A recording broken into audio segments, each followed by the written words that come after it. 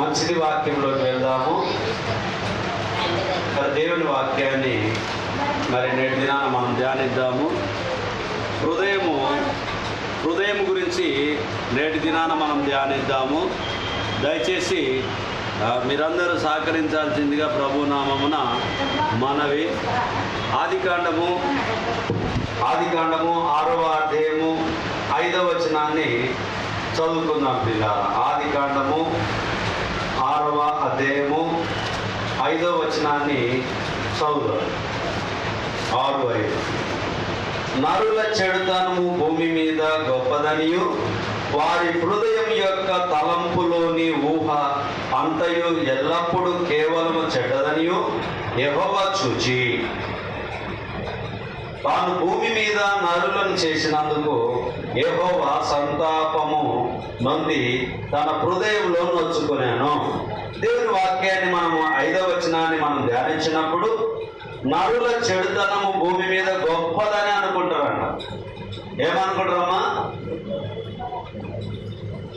చెడ్డతనం చేసే వాళ్ళు ఉంటారు కదా, ఆ చెడ్డతనమే మంచితనం అనుకునేటటువంటి వాళ్ళు ఉంటారంట. కాబట్టి మానవుల ఆలోచనలన్నీ చూసి దేవుడు ఏమనుకున్నాడు? తన హృదయంలో ఏం చేసిండు? నొచ్చుకున్నాడు, బాధపడ్డాడు. ఎందుకు బాధపడ్డాడు అని అంటే, అరే ఈ మనుషులు ఇలా చేస్తున్నారు కదా, నేను ఎలా తయారు చేశాను, ఇలా తయారయ్యారు కదా అని చెప్పి బాధపడుతూ ఉంటూ ఉన్నారు. కాబట్టి మా హృదయము చాలా భద్రంగా కాపాడుకోవాల్సిందిగా దేవుని యొక్క ప్రణాళిక ఉంటూ ఉన్నది. ఇర్మియా గ్రంథానికి వెళ్దాం ప్రియులారా. ఇర్మియా గ్రంథము 17వ అధ్యాయము 9వ చరణాన్ని చూద్దాం. 9వ వచనాన్ని మనం చూద్దాం. 9వ వచనాన్ని మనం ఆలోచన చేద్దాం. ఇర్మియా 17:9.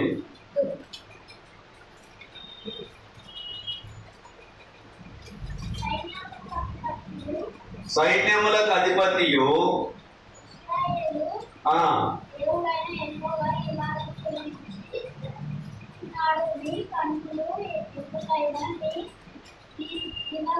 పదిహేడు 9 అమ్మా బిడ్డ, 17:9. మీ హృదయము క్షమించండి, హృదయము అన్నిటికంటే మోసకరమైనది, అది చదువుతండి. ఇది వాడు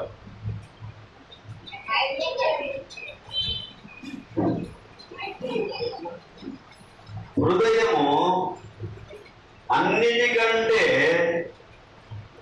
మోసకరమైనది, అది ఘోరమైన వ్యాధి కలది, దాని గ్రహింపగలవాడేవాడు. హృదయం ఎలాంటిదంటమ్మా? మోసకరమైనది. మనిషి బయట కనిపించేటంత మంచిగా లోపల లేకుంటాడు, హృదయం లేకుంటది. అందుకనే హృదయాంతరంగాన్ని గ్రహించినటువంటి దేవాది దేవుడు పరిశుద్ధ గ్రంథంలో లేఖనాలు నీకు నాకు బుద్ధి కలగడానికి ఆ యొక్క వాక్య భాగాలను దేవుడు మన ముందు వచ్చి ఉంటూ ఉన్నాడు. ఈ మాటల్ని మనం ఎందుకు వింటున్నాం? మనలో ఉన్న హృదయ కాఠిన్యాన్ని, మనలో ఉన్న హృదయాల్లో ఉన్నటువంటి అభద్ర భావాన్ని, చెడు తలంపులను మనం తీసివేసుకోవాలనేటటువంటి ఉద్దేశంతో దేవుని వాక్యం మనతో మాట్లాడుతూ ఉన్నది. ఎందుకు మనకు మోసకరంగా కనిపిస్తూ ఉన్నది? హృదయము ఎన్నిటికంటే అమ్మా? అన్నిటికంటే, అంటే మన శరీరంలో ఉన్నటువంటి అన్నిటికంటే మోసకరమైనదిగా ఉంటుంది హృదయం. మన ఆలోచనలు, మన తలంపులకు హృదయానికి చాలా తేడాగా ఉంటుంది. హృదయం అన్నిటికన్నా మోసకరమైనది కాబట్టి దానిని కాపాడుకోవడము చాలా జాగ్రత్తగా కాపాడుకోవాలి.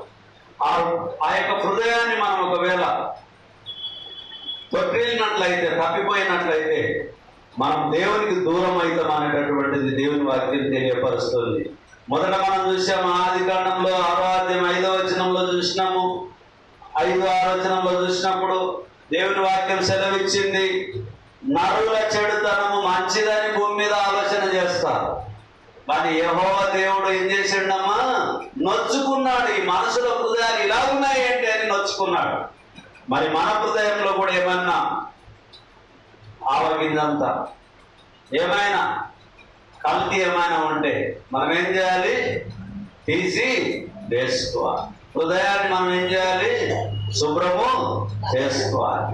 హృదయం నిండి ఉన్న ప్రకారంగా నోరు మాటలాడును కాబట్టి మనం జాగ్రత్తగా దేవుని వాక్య ధ్యానాన్ని మనం వినాలి.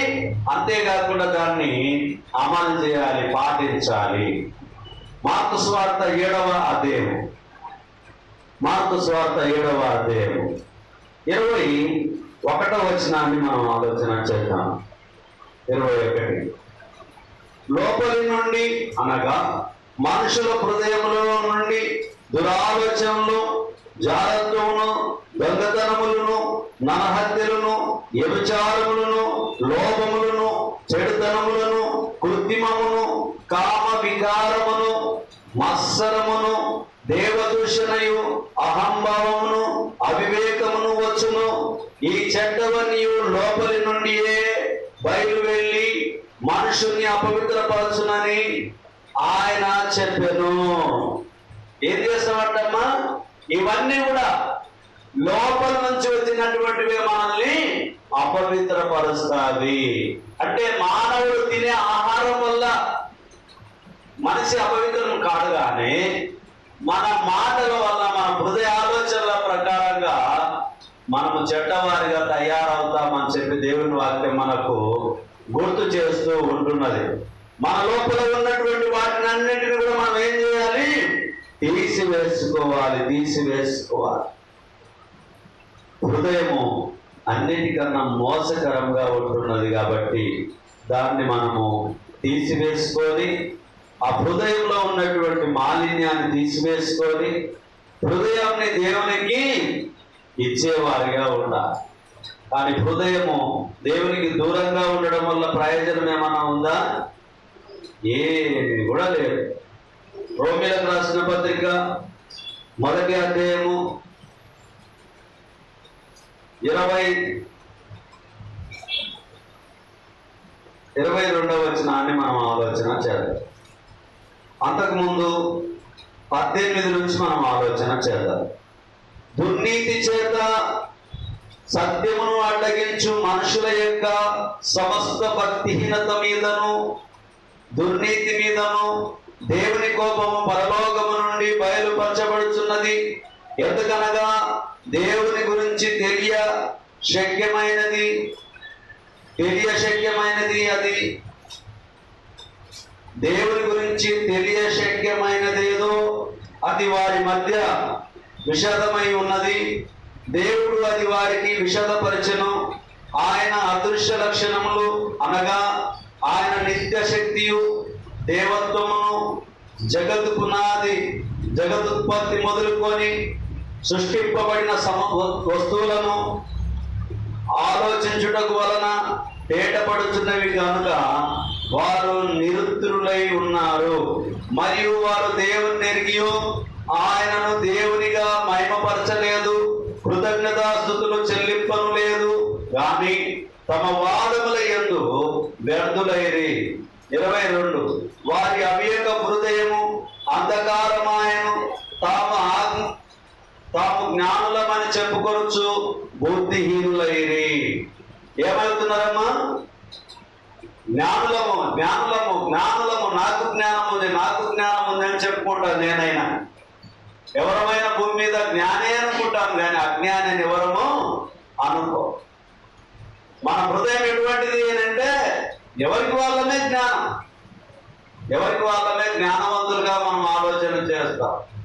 కానీ దేవుని వాక్యం తెలియపరుస్తున్న విషయం ఏమిటంటే వారి అవివేక హృదయం అంధకారమాయన, అంటే చీకటి అయింది. హృదయం అంతా కూడా ఏమైంది? చీకటిమయమైంది.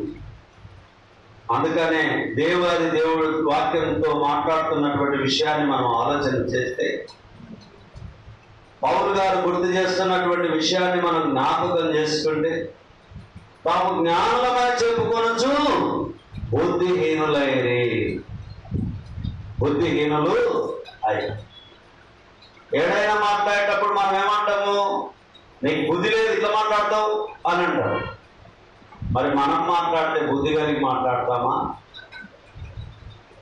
ఎందుకంటే యేసు ప్రభు వారికి తెలియదా ఈ లోకానికి వచ్చినటువంటి విషయము? యేసు ప్రభు వారికి తెలియదా ఈ మానవులు శిక్షిస్తారని? యేసు ప్రభు వారికి తెలియదా ఈ లోకంలో యేసు ప్రభు వారిని చంపుతారని? యేసయ్యకి అన్నీ తెలుసు. ఈ లోకంలోకి తండ్రి పంపినప్పుడు తండ్రి చిత్తం నెరవేర్చడానికి వచ్చాడు. మానవులు ఇబ్బంది పెడతారని తెలుసు, మానవులు శ్రమ పెడతారని తెలుసు, మానవులు అవమానపరుస్తారని తెలుసు, మానవులు చంపివేస్తారని తెలుసు నీతిమంతుల్ని. మళ్ళీ ఆయన తిరిగి లేస్తారనేటటువంటి విషయము దేవునికి మాత్రమే, కుమారుడు, తండ్రి, పరిశుద్ధాత్మ, దేవాది దేవునికి మాత్రమే ఈ విషయాన్ని తెలుసు. అపవాదికి తెలియదు, మానవులకు తెలియదు.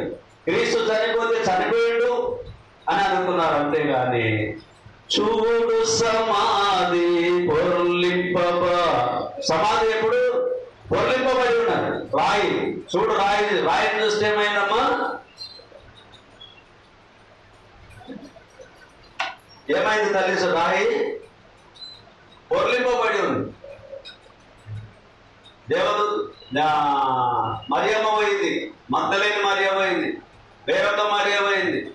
స్త్రీలు ముందుగా పోయిండ్రు. స్త్రీలు సుగంధ ద్రవ్యములను పుయ్యాలని తలచిపోయి ఉంటున్నారు. కానీ అక్కడ యేసు ప్రభు వారు పునరుద్ధానుడై లేచి ఉన్నాడు. లేచినాడు రా సమాధి గెలచినాడు రా యేసు, లేచినాడు రా సమాధి గెలచినాడు రా. ఆయన లేస్తాననేటటువంటి సంగతి ఆయనకు తెలుసు. ఒక సందర్భంగా మాట్లాడినటువంటి విషయం ఏమిటంటే, ఈ దేవాలయాన్ని మీరు పడగొట్టండి, 3 రోజుల్లో నేను లేపుతాను అని అన్నాడు. ఎంతో సంవత్సరాలు పట్టింది, ఎంతో మంది పని చేశారు. మరి 3 రోజులకి ఆయన లేపుతా అని చెప్పి ఆలోచన చేశారు. కానీ దేవుని మాట ఒక పొల్లైనా ఒక సున్నైనా తప్పిపోజాలదనేటటువంటిది జ్ఞాపకం ఉంచుకోవాలి. రోమిలకు రాసిన పత్రికను మనం చూసాము, 1:22. అంధకారమైనటువంటి హృదయం గురించి మనము చూసాము. మరి ఇంకా కొన్ని వచనాల్ని మనం లేఖనాన్ని మనం ఆలోచన చేద్దాం. మత్తయి సువార్త 12వ అధ్యాయం 34వ వచనాన్ని చూద్దాం.